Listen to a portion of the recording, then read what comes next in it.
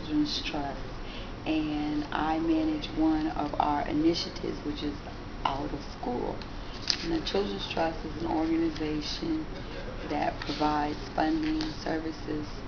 We don't do direct services, but we provide funding for programs that are for children, actually from ages 0 to 18. We have youth development, we have Health Connect in schools, we have clinics in schools, we do out of school, we have prevention programs, and we do service partnership. And we are a publicly funded organization in that 100% of our revenue comes from property taxes. So there's our CEO, who is just Modesto Abedi Gutierrez. Gutierrez, I said it backwards. It's really, he's really focused on us being accountable, because we're accountable to the public. We were established through voter referendum. The voters, the voting public, decided that we should exist and that we should do these programs. Okay. Alright. First question in the area of outcomes and impacts. What do people do differently as a result of the program, or what are they allowed to do differently as a result of the program? Well, one of the things with after school programming is, and I don't know if you have any children, if you've gone to an after school program, a lot of programs aren't structured, whereby, you drop your kid off and they keep them safe, they feed them, and that's about it. But our programs are very structured. They are required components that they're supposed to do. And out of school, they have a literacy component, a social skills component, a snack component, a physical fitness component, and then they have enrichments. And they're required to do these components some daily. It just depends. But that is one of the largest things that has changed between what our providers do and what providers that are not funded by the Children's Trust. Because many of the programs that we currently fund didn't have that kind of structure. Now, there is such a thing as overstructure. The pendulum can go a little far to the left, and we may do that sometimes, but for the most part, I think the quality of after-school programming has definitely gone up. And I think parents will agree to that, as well as our summer programs. Because you go places and they just warehouse kids. You see 75 kids, and they're just there. Oh, so you know what I'm talking about. There you go. So that in itself has been, I've even managed contracts. I've started managing contracts, and I'm like, and 4 years later, I'm like, yay! Because you know how structured your programming is. Definitely. And I think we discussed some programs that wasn't that structured. Yes, and they're not around anymore. They don't survive. We won't fund them because there are things they say, because we are a very research-based organization. What's going on with research, if research says X, Y, and Z, research says that if you use evidence-based programs, if you have certified teachers that deliver your literacy component, if children receive physical fitness 30 minutes a day, these are the outcomes that you'll get. So we do that. Our programs are implemented with Fidelity. We have Fidelity checklists. So it's a process. And then we do RBA, which is results-based accountability. And we're kind of modeled after the CSC in Broward, which is the Children's Services Council. But programming is much better as a result of the structure and placing outcomes on it. Okay, what do I guess we kind of tapped into this as far as what people learn, gain, and accomplish throughout the program. It would have been a evidence-based program. Our last solicitation that we issued, which was a notice of funding availability for out-of-school services, we did not require you to use an evidence-based program. But if you didn't propose one, you lost points. So for our fitness, we have evidence-based programs. Most people use Spark. For the literacy component, we have evidence-based. And our R&E department is just not because you said it was evidence-based. We check to see if it's evidence-based.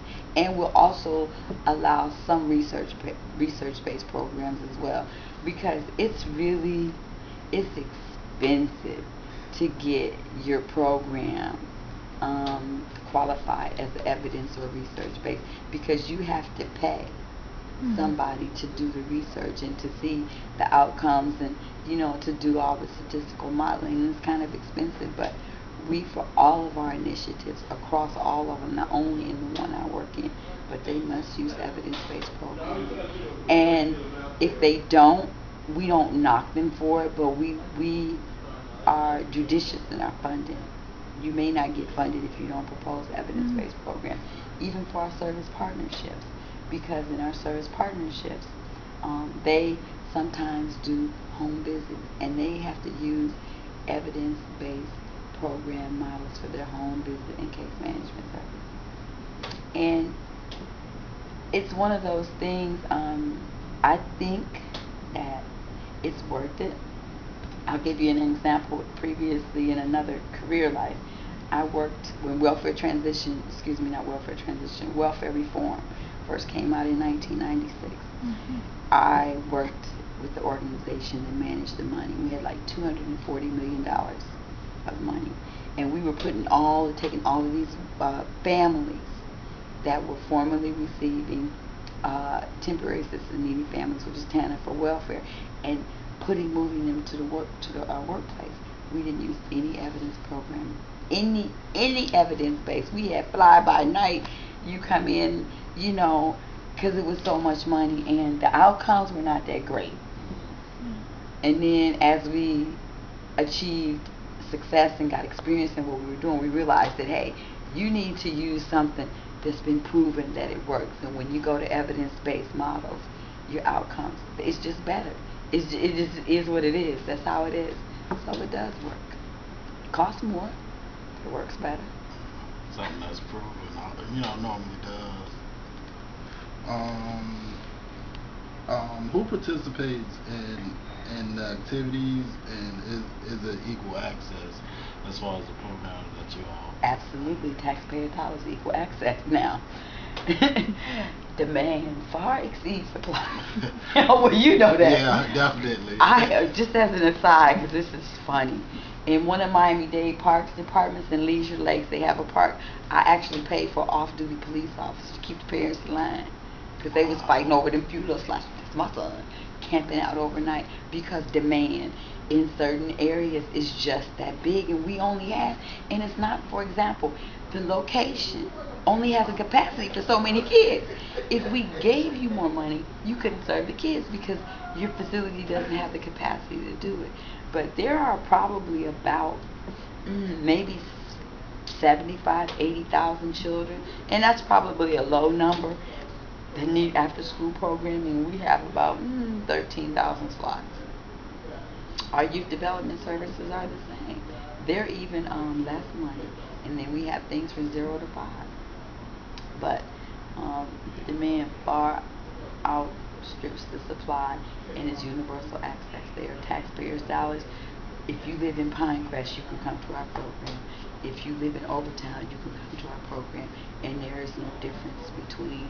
We don't make you pay because you're from here, and we don't make you pay. If the program has a fee, you pay that program fee. But because you are affluent or because you live in poverty, it doesn't matter.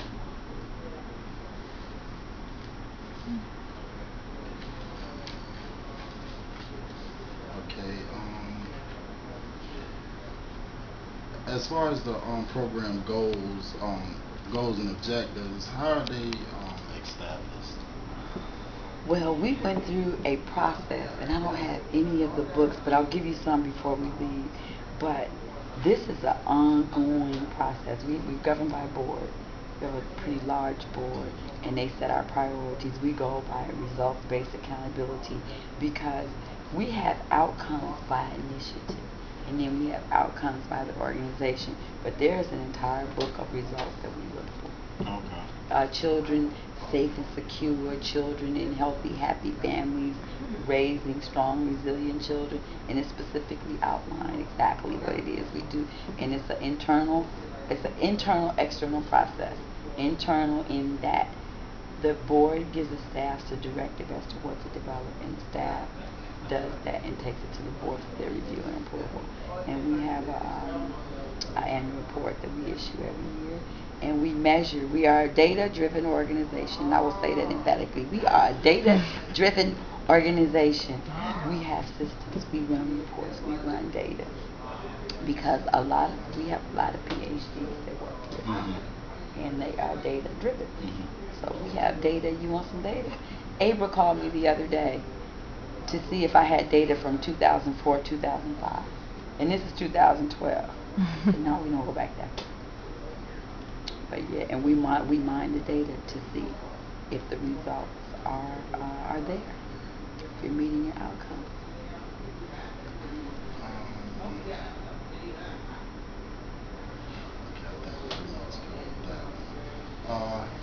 How are employees trained to deliver the product and services that the Children's Trust offers?